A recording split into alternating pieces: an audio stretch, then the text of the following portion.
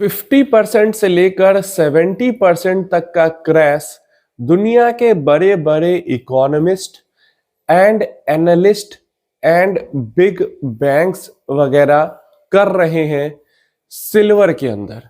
Silver की जो current price है वहां से 50% से लेकर 72% तक का प्राइस क्रैश सिल्वर में देखने को मिल सकता है, ऐसा बड़े इकोनॉमिस्ट एंड एनालिस्ट का मानना है।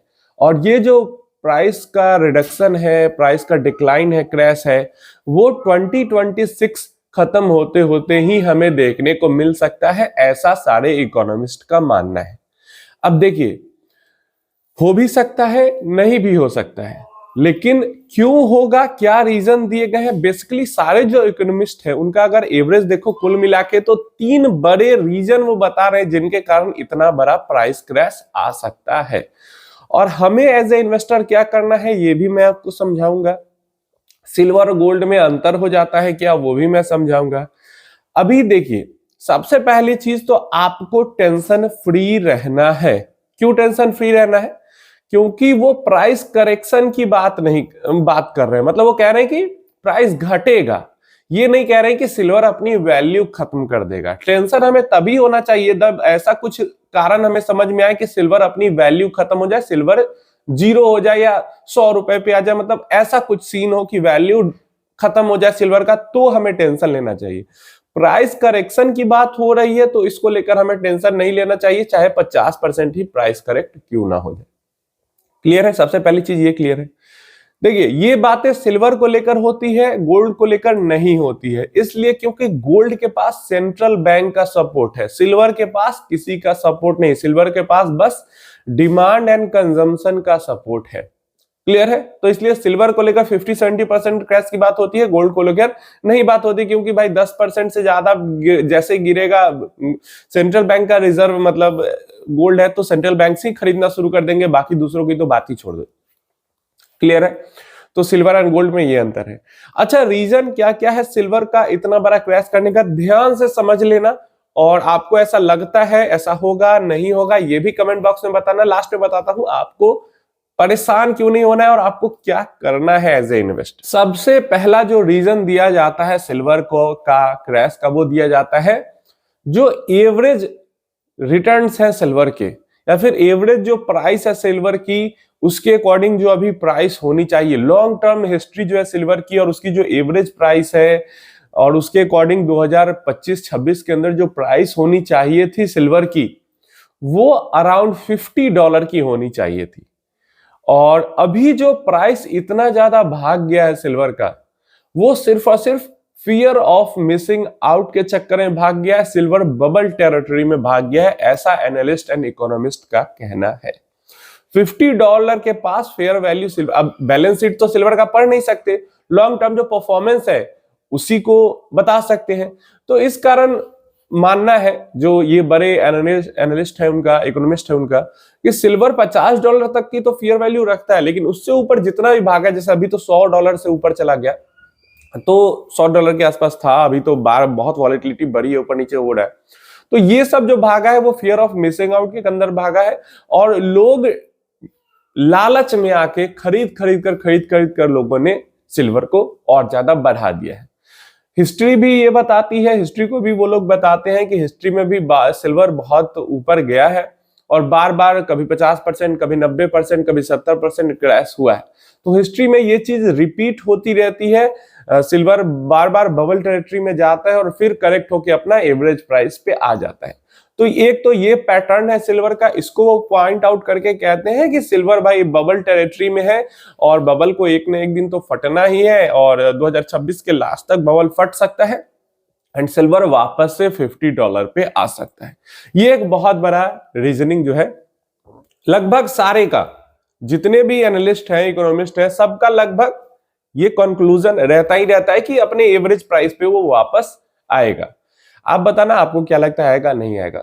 दूसरा, जो सिल्वर की डिमांड बढ़ी है, जो सिल्वर की डिमांड बढ़ी है, जैसे एआई के अंदर यूजेस हैं, सोलर के अंदर यूजेस हैं, ईवी के अंदर है, बैटरीज हो गया, डेटा सेंटर हो गया, ये सब के अंदर जो यूजेस सिल्वर की है, तो यूजेस तो है भाई, डेफिनेटली इंडस्ट्री यूज तो सिल्वर का बढ़ रहा है। लेकिन अब क्योंकि पिछले 1 साल में ही सिल्वर अगर 3 गुना हो गया, तो जो खर्च जो है, खर्च इंडस्ट्री का, वो भी तो मतलब जो प्रोडक्ट खरीदने का खर्च है बनाने के लिए प्रोडक्ट्स, वो भी तो इंडस्ट्री का रॉ मटेरियल का कॉस्ट बढ़ गया। तो रॉ मटेरियल का कॉस्ट बढ़ेगा तो सामने जो प्रोडक्ट बन रहा है उसका भी तो कॉस्ट बढ़ेगा, तो फिर लोग खरीदेंगे कम। तो इंडस्ट्री क्या करेगी, रॉ मटेरियल अगर उनको एक ही साल में 3 गुना महंगा हो गया और आगे और अगर महंगा हो जाएगा रॉ मटेरियल, तो कैसे खरीदेगी, फिर तो ठप पड़ जाएगी ना इंडस्ट्री। तो इंडस्ट्री क्या करेगी, इंडस्ट्री ऑल्टरनेटिव ढूंढेगी। तो सिल्वर की जगह कोई और मेटल यूज करना ढूंढना शुरू कर चुकी है काफी सारी industry, like solar panels. Solar panels में दूसरा मेटल यूज करने के लिए ढूंढना, मतलब कौन सा ऐसा मेटल है जो कि ऑलमोस्ट मतलब सिल्वर जैसा काम करे और सिल्वर की जगह ले ले, ढूंढना शुरू हो गया। तो धीरे धीरे करके सारे जो इंडस्ट्री है जहां पे सिल्वर यूज होता है वो हर जगह पे ये होना शुरू हो जाएगा। ऐसे में क्या होगा, अचानक से डिमांड क्रैश करेगा सिल्वर का। और ये नॉर्मल सी बात है भाई, जो चीज 100 रुपए में खरीद रहे थे जो रॉ मटेरियल, वो रॉ मटेरियल 300 रुपए में अब खरीदना पड़े और आगे चल के वो 500 रुपए में खरीदना पड़े, तो फिर जो फाइनल प्रोडक्ट उससे बन के आएगा वो भी तो 100 रुपए का हो जाएगा, 150-200 रुपए। तो फिर 150-200 रुपए अगर 100 रुपए का हो जाता है तो फिर डिमांड तो घटेगी, तो इंडस्ट्री तो अपना ऑल्टरनेटिव ढूंढेगा और इंडस्ट्री को भी खरीदना मुश्किल होगा ना, बहुत ज्यादा महंगा हो जाएगा तो फिर इंडस्ट्री को भी खरीदना मुश्किल होगा, मिलेगा ही नहीं। तो ऐसे में क्या होगा, डिमांड क्रैश होगा। तो ये एक बड़ा रीजन बता रहे हैं कि जिस डिमांड के कारण भाग रहा है, और ये डिमांड भी एक्चुअल में जो इकोनॉमिस्ट है उनका मानना है कि जो इंडस्ट्री वाइड डिमांड है उसके अकॉर्डिंग भी फेयर वैल्यू $50-60 के पास ही है। ये जो उसके ऊपर ये जो 100 तक गए हैं, ये सिर्फ फियर ऑफ मिसिंग आउट के अंदर, फोमो के अंदर, बबल के कारण गए हैं। इंडस्ट्री डिमांड के कारण भी $100, $125 पहुंचना सिल्वर के लिए उतना नहीं था पॉसिबल। ये सब फियर ऑफ मिसिंग आउट के कारण लोग भर भर के पैसा डाल रहे, भर भर के पैसा डाल रहे, मैं छूट गया, मुझसे रैली मिस हो गई। इसके कारण जो इन्वेस्टर है वो टॉप पर यहां पे जाके फंसेंगे, ऐसा इकोनॉमिस्ट का मानना है।